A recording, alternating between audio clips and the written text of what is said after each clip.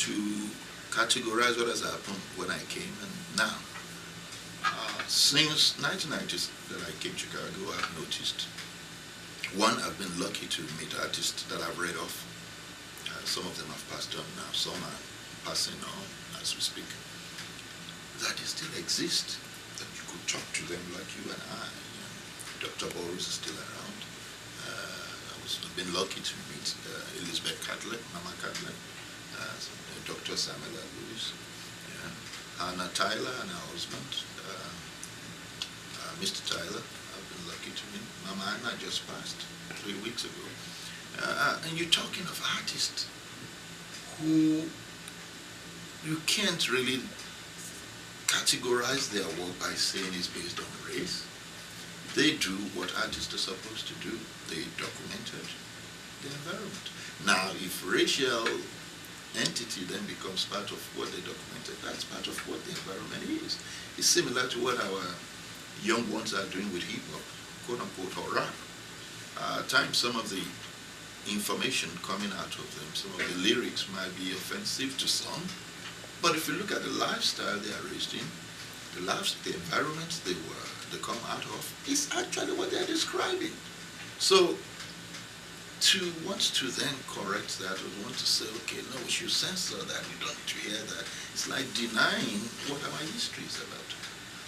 All we could say is that we hope at some point, if the environment that we live in is different from what they've experienced, that led to that lyrics changes, you will expect that the music and the lyrics will change. So the purpose of art is to describe what's going on. And so I've noticed that when it comes to collecting, I've noticed that our people, so to speak, when I say our people, I'm referring to people whose ancestry are from Africa, who are around Chicago, who would otherwise have collected, are collecting. For various reasons, most of it is lack of capital. Yeah. Most of it is the interpretation of what art means to us as black people is different from what it is to European ancestry. To us, it's not decorative.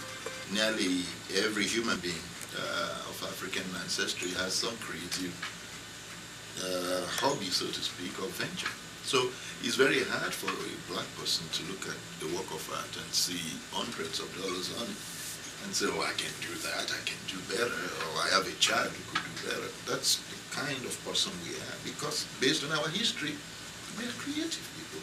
So when it then comes to, through time, the last 2 decades, when it comes to us then looking at what visual art means to us as a person, that is a part of our history. I think that has made it very convenient for some of our early collectors within the last few years to start looking at it critically, especially some of them who are educators have been picking out works based on it being a tool to teach the upcoming generation about who they are. A good example would be Dixon Elementary School. Then a place like that then becomes an interesting collector base that you could even refer to them as a museum. Not only do they have traditional African art within 3 floors of that big school, they have contemporary works.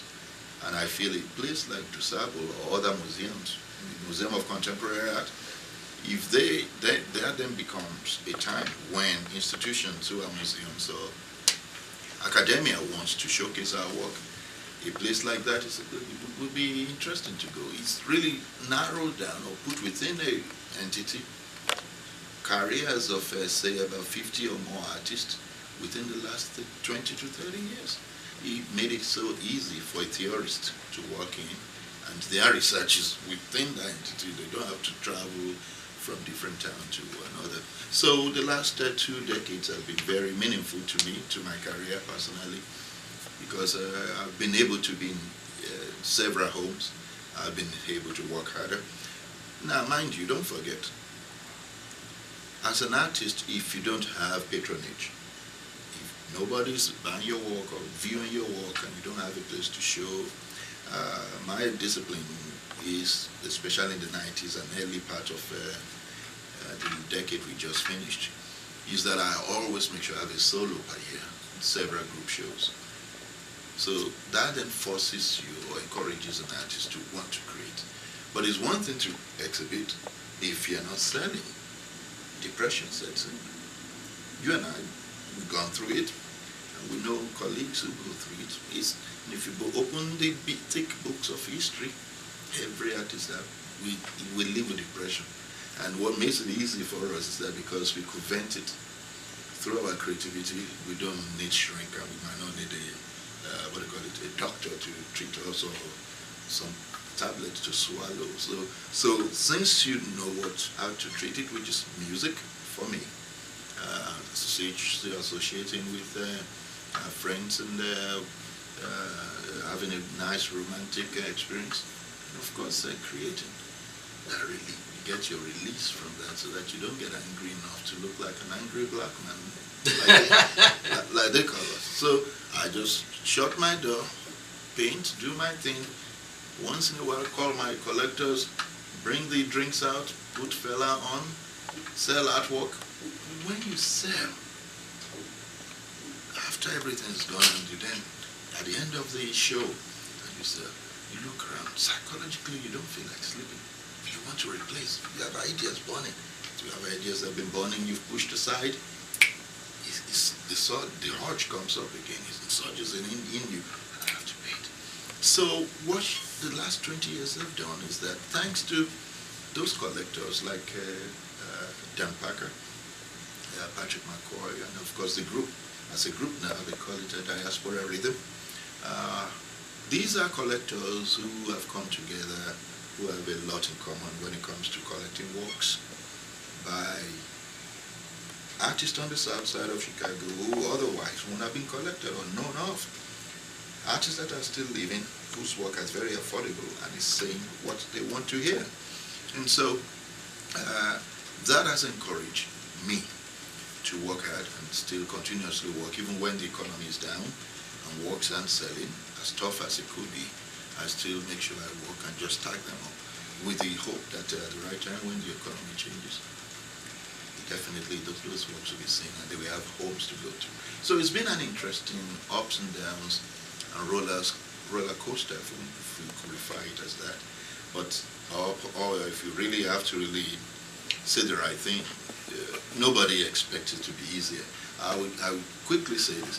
As a freshman in Lagos, in Yaba, the first class I had with the director of the department, the first question we were asked as young artist who wants to be either sculptors or painter is why, and most of us say, oh yeah, I want to be Picasso, I want to be famous.